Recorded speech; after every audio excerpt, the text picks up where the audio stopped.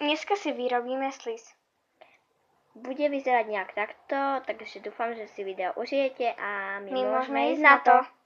Na prípravu potrebujeme misku, lyžičku, lepidlo Herkules, prací gel Pervol a vriacu vodu.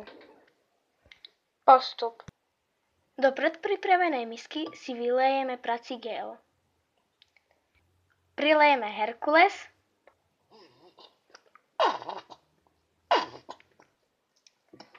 zamiešame.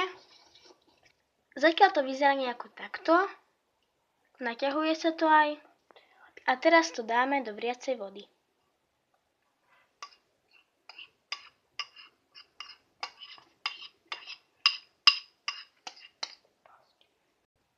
Potom to tam necháme 5 minút a pozrieme sa na to. Zatiaľ ahojte. Prešlo 5 minút a my ho môžeme vybrať. Trocha sa s ním pohráme. Čo poviem? No tak to nám vyšiel tento sliz. Toto bolo ako predloha a nám vyšiel takýto. Tak, uvidíme sa pri ďalšom videjku a zatiaľ čaute.